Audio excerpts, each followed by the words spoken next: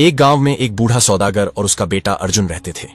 एक दिन बूढ़े सौदागर ने अपने बेटे को 2 घोड़े देते हुए कहा, बेटा, ये बहुत ही अच्छी नस्ल के 2 घोड़े हैं। मैंने इन्हें बड़े ही मेहनत से पाला है। इन्हें किसी ऐसे देश में ले जाकर बेच दो जहां घोड़ों की कमी हो। एक एक घोड़ा 101 अशरफिया में बिक जाएगा। यहां से बहुत दूर दक्षिण में एक ऐसा देश है जहां जाकर तुम ये घोड़े बेच सकते हो, क्योंकि मैं अब बूढ़ा हो चुका हूं और सफर नहीं कर सकता। लेकिन तुम हिम्मत करके दूर दराज के अनजान देशों में जाओ। संभव है कि तुम इन्हें घोड़ों की ओर ज्यादा कीमत मिल जाए। अर्जुन यह बात सुनकर इस ख्याल से फूला न समाया कि नई नई जगहें देखने को मिलेंगी और खूब सैर होगी। मगर इसके साथ ही उसके बाप ने सलाह देते हुए कहा, बेटा, यह याद रखो कि पश्चिम की तरफ मत जाना। अगर तुम उस तरफ गए तो ऐसे देश में पहुंच जाओगे जहां बेईमान और ठग लोगों की बस्ती है। वहां जो भी बाहर का आदमी चला जाता है वह वापस नहीं आता। एक दफा मैं भी वहां पर चला गया था, मगर अपनी उस बेवकूफी की मुझे इतनी बड़ी कीमत चुकानी पड़ी कि मैं उम्र भर याद रखूंगा। अर्जुन ने अपने बाप से पूछा, आखिर बताइए तो, जब आप ठगों की बस्ती में गए तो क्या हुआ था? बूढ़े पिता ने कहा, बेटा, तुम्हें याद है कि जब तुम छोटे थे तो तुम्हारा एक भाई भी था जिसके साथ तुम खेला कूदा करते थे।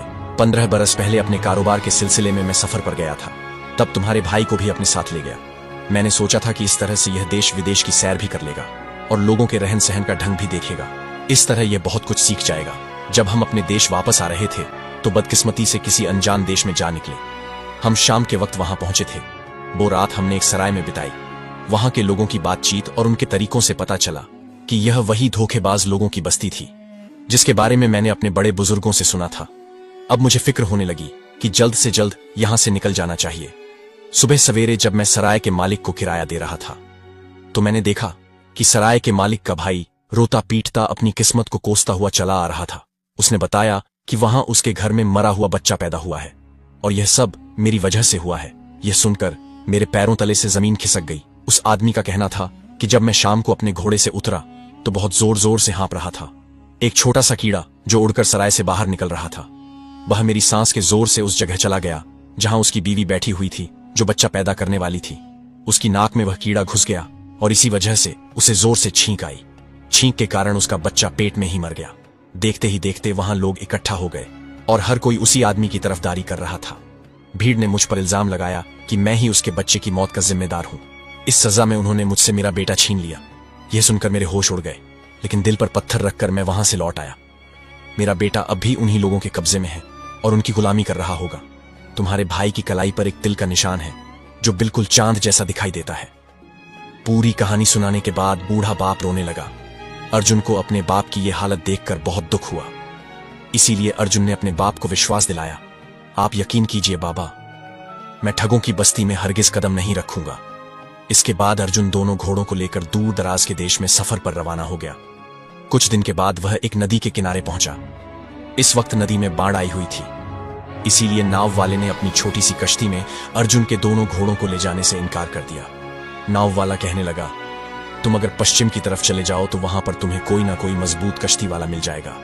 इस तरह कोई नाव तुम्हें नदी पार करवा देगी। जैसे ही अर्जुन पश्चिम की तरफ चला, अचानक जोर की आंधी चलने लगी।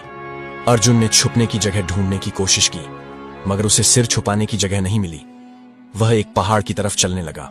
अपने घोड़े के साथ वह बड़ी ही मुश्किल से पहाड़ पर चढ़ गया। इस वक्त आंधी का जोर कुछ कम हो चुका था।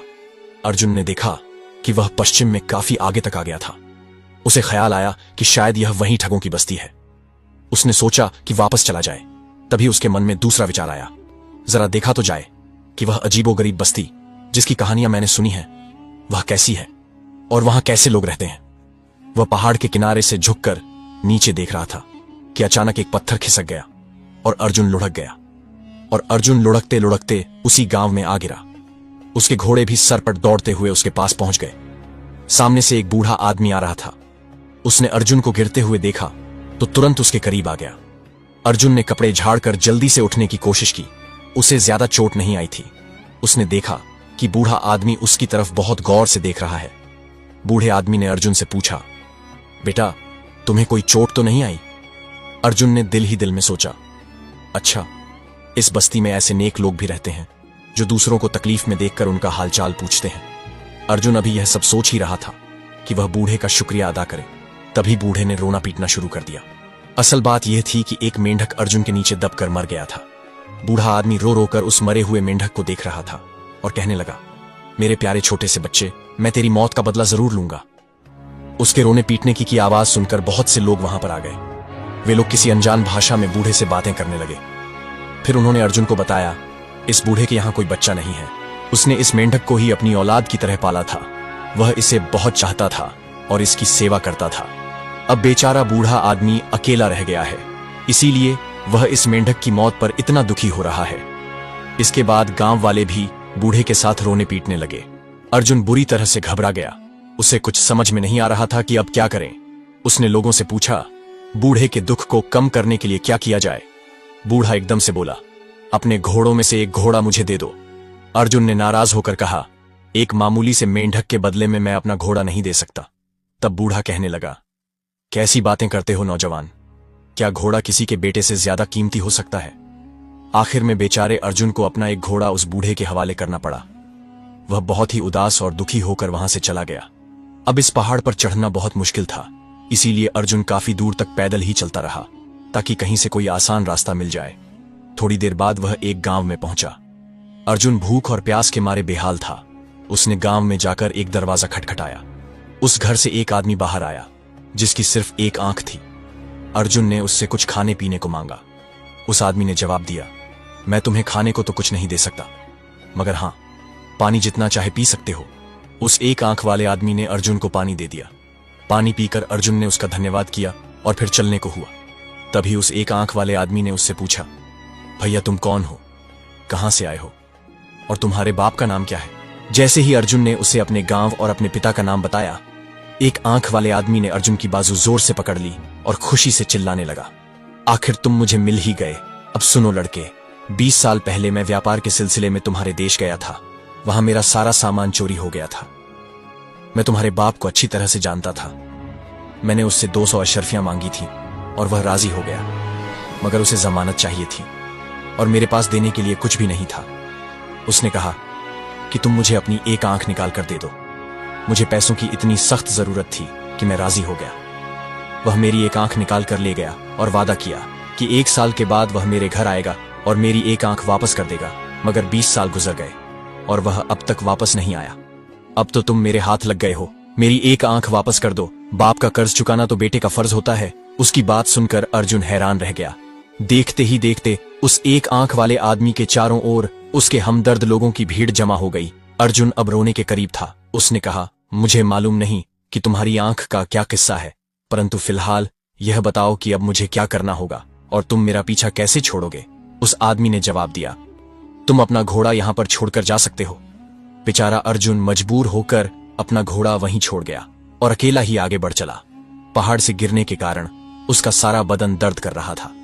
दिल से भी वह बहुत दुखी था कि उसके दोनों कीमती घोड़े हाथ से निकल गए। थकान के मारे अब उससे चला भी नहीं जा रहा था। चलते चलते वह एक बगीचे में जा पहुंचा और एक वृक्ष के नीचे बैठकर आराम करने लगा। थकावट के कारण उसे नींद आ गई। कुछ देर बाद जब उसकी नींद खुली तो उसने देखा कि बगीचे में पास ही एक सेब के पेड़ के नीचे 2 आदमी बैठे शतरंज खेल रहे थे। उन्हें खेलता हुआ देखकर अर्जुन के मन में भी आया कि वह अपना मन बहलाने के लिए कुछ देर इन लोगों के साथ शतरंज खेल लूं। अर्जुन उन लोगों के पास गया। उनमें से एक आदमी ने अर्जुन से कहा, क्यों भाई, क्या तुम भी हमारे साथ शतरंज खेलना चाहते हो। अर्जुन ने हां में सिर हिलाया। वो आदमी कहने लगा, भाई, अगर हमारे साथ शतरंज खेलनी है तो उसकी एक शर्त है, और शर्त यह है कि हारने वाले आदमी को जीतने वाले खिलाड़ी के द्वारा बताए गए किसी भी काम को करना होगा। फिर वह आदमी पेड़ पर लगे हुए सेबों की तरफ देखकर कहने लगा, अगर तुम शतरंज में हार गए तो तुम्हें मेरा एक काम करना होगा। अर्जुन को लगा कि शायद वह आदमी उससे पेड़ पर चढ़कर सेब तोड़वाना चाहता है। उसने तुरंत इस बात पर सहमति दे दी और वे लोग शतरंज खेलने लगे। शतरंज के इस खेल में अर्जुन अनाड़ी साबित हुआ और वह हार गया। अब शतरंज जीतने वाले आदमी ने कहा, अब तुम्हें मेरा एक काम करना होगा। अर्जुन तपाक से बोला, कोई बात नहीं भाई, भला पेड़ से सेब तोड़ना कौन सा बड़ा काम है, मैं अभी कर देता हूं। उस आदमी ने कहा, तुमसे किसने कहा कि मैं तुमसे सेब तोड़वाना चाहता हूं। मेरे पास तो तुम्हारे लिए एक दूसरा काम है, और वह काम यह है कि तुम्हें मेरे लिए समुद्र को खाली करना होगा, उसका सारा पानी निकालना होगा। अगर तुम ऐसा नहीं कर पाए तो तुम्हें जुर्माने के तौर पर मुझे 125 सोने की अशर्फियां देनी होंगी। उस आदमी की बात सुनकर अर्जुन के होश उड़ गए। वह कहने लगा, अरे भाई, भला समुद्र को भी कोई खाली कर सकता है? उस आदमी ने कहा, मैं वह सब नहीं जानता। हमने शतरंज इसी शर्त पर खेली थी कि हारने वाले को जीतने वाले की हर बात हर हालत में माननी पड़ेगी। अभी या तो तुम समंदर का पानी खाली कर दो या फिर मुझे 1000 अशर्फियां दे दो। अर्जुन कहने लगा, भाई मैं तो पहले ही इस गांव में आकर लुट चुका हूं, मेरे पास तो एक फूटी कौड़ी भी नहीं है। अब उन दोनों में इस बात को लेकर बहस होने लगी। अभी बहस चल ही रही थी कि तभी वहां पर एक नौजवान आ गया। उसने अर्जुन को रोते हुए देखा तो रुककर पूछने लगा, क्या हुआ भाई, तुम रो क्यों रहे हो? आखिर ये सब क्या मामला है? लेकिन अर्जुन ने उसकी बात का कोई जवाब नहीं दिया। अब वह इस गांव के किसी भी आदमी से बात नहीं करना चाहता था। उसे डर था कि कहीं वह किसी नई मुसीबत में ना फंस जाए, परंतु वह अजनबी नौजवान अर्जुन से बार बार पूछने लगा। देखने में वह एक भला इंसान मालूम पड़ता था। आखिरकार अर्जुन ने उस नौजवान को बताया कि किस तरह से उसके दोनों घोड़े उसके हाथ से निकल गए और अब यह आदमी उसे शतरंज में हराकर 1000 अशर्फियां ऐंठना चाहता है। नौजवान ने सारी बात बड़े ध्यान से सुनी और फिर कहने लगा, अच्छा चलो, मैं देखता हूं कि तुम्हारे घोड़े तुम्हें कैसे वापस दिला सकता हूं और साथ ही इस आदमी के साथ तुम्हारे झगड़े का निपटारा भी करवा सकता हूं। चलो तुम मेरे साथ राजा के पास चलो। अब वे तीनों, अर्जुन, वह नौजवान और तीसरा आदमी, राजा के महल की ओर चल पड़े। अर्जुन और वह नौजवान दोनों आगे आगे चल रहे थे, जबकि तीसरा आदमी उनके काफी पीछे धीरे धीरे आ रहा था। तभी उस नौजवान ने मौका पाकर अर्जुन को धीमी आवाज में सब कुछ समझा दिया कि उसे राजा के पास पहुंचकर क्या कहना है। पीछे पीछे चल रहा तीसरा आदमी उनकी योजना से पूरी तरह अनजान था। रास्ते में अर्जुन और उस नौजवान ने एक मेंढक पकड़ा और उसे अपनी जेब में छुपा लिया। जब वे तीनों राजा के महल पहुंचे तब अर्जुन ने राजा के सामने अपनी शिकायत रखी। उसने बताया कि गांव के 2 लोगों ने उसे उसके 2 घोड़े ठग लिए। राजा ने सिपाहियों को भेजकर उस बूढ़े आदमी और एक आंख वाले आदमी को राज दरबार में बुलवाया। राजा के सामने पहुंचकर बूढ़े आदमी ने अपनी बात रखी। उसने कहा, महाराज, जो मेंढक अर्जुन के नीचे दबकर मर गया उसे मैं अपना बेटा मानता था, जिसे मैंने बड़े प्यार से पाला था। अर्जुन ने तुरंत अपनी जेब से एक मेंढक निकाला और बूढ़े आदमी के सामने रखते हुए कहा, महाराज, इस मेंढक को मैं अपना बेटा मानता हूं। मैं इस मेंढक को पहाड़ के नीचे छोड़ देता हूं और अगर यह बूढ़ा आदमी उस पहाड़ से नीचे गिरकर इस मेंढक को कुचल दे तो मेरा बदला पूरा हो जाएगा। राजा ने कहा, हां, यह बिल्कुल ठीक है। मेरे विचार से यह सही न्याय है। बूढ़े के मुकदमे का यही फैसला है। यह सुनकर बूढ़ा चुपचाप अपना घोड़ा अर्जुन को लौटाकर वहां से चला गया। अब एक आंख वाले आदमी की बारी थी। उसने राजा के सामने अपना पक्ष रखा। अर्जुन ने कहा, हुजूर, इसमें कोई शक नहीं है कि मेरे पिता को अजीबोगरीब शौक है। उनमें से एक यह है कि वे लोगों की आंखें जमा करते हैं। हमारे गोदाम में सैकड़ों आंखें जमा हैं। मैं इस आदमी की आंख वापस करने को तैयार हूं, लेकिन मैं इसकी आंख से मेल खाती दूसरी आंख तभी तलाश सकता हूं जब ये अपनी दूसरी आंख भी मुझे दे। राजा ने कहा, यह उचित है। मुझे लगता है कि ऐसा ही होना चाहिए। राजा की बात सुनकर एक आंख वाले आदमी ने अपना घोड़ा अर्जुन को लौटा दिया और अपनी खोई हुई आंख वापस लेने में कोई रुचि न दिखाते हुए चुपचाप राज दरबार से चला गया। अब उस तीसरे आदमी की बारी थी जिसने शतरंज के खेल में अर्जुन को हराया था। उसने राजा से कहा, महाराज, मैंने अर्जुन को शतरंज में हराया है। शर्त के मुताबिक अब इसे समुद्र का पानी निकालकर उसे खाली करना होगा या फिर बदले में मुझे 1000 सोने की अशर्फियां देनी होंगी। अर्जुन ने कहा, हुजूर, मैं समुद्र का पानी खाली करने को तैयार हूं, परंतु पहले आप इस आदमी से कहें कि वह समुद्र में बहकर आने वाली नदियों का पानी रोक दे। इसके बाद ही मैं समुद्र को खाली कर सकूंगा, क्योंकि अगर मैंने समंदर खाली कर दिया तो बहती हुई नदियां उसे फिर से भर देंगी। इसीलिए पहला काम इसका है कि यह उन नदियों को समंदर में गिरने से रोके। इसके बाद ही समंदर को खाली किया जा सकेगा। अर्जुन की बात सुनकर राजा मुस्कुराया और एक बार फिर से कहने लगा, बिल्कुल सही, तुम्हारी बात बिल्कुल सही है। इस आदमी को पहले जाकर समंदर में गिरने वाली नदियों को रोकना होगा। अब तो इस तीसरे आदमी की भी बोलती बंद हो चुकी थी। वह सिर झुकाए चुपचाप वहां से चला गया। इसके बाद अर्जुन और नौजवान दोनों राज दरबार से बाहर निकल आए। तब नौजवान ने कहा कि भाई, मैं तुम्हें इस बस्ती के बाहर तक छोड़कर आता हूं ताकि अब तुम्हें कोई और बेईमान बना न सके। इस तरह से वे दोनों घोड़ों के साथ पैदल चलने लगे। चलते चलते अर्जुन की नजर अचानक उस नौजवान की कलाई पर पड़ी तो उसकी कलाई पर वही तिल का निशान था जो बिल्कुल चांद की तरह नजर आता था। अब अर्जुन को यह पता चल चुका था कि यह नौजवान कोई और नहीं बल्कि इसका खोया हुआ भाई है। यह देखते ही अर्जुन ने अपने भाई को गले से लगा लिया। अर्जुन के भाई ने उसे बताया कि वह ठग और उसकी बीवी, जिन्होंने उसे अपना गुलाम बनाया था, वे अब मर चुके हैं और तब से वह बेचारा इसी मौके में है कि कैसे इस शहर से बाहर निकल सके। इतने दिनों तक ठगों के बीच में रहकर वह इनके तौर तरीके जान गया था और जानता था कि कैसे इन ठगों से निपटा जाए।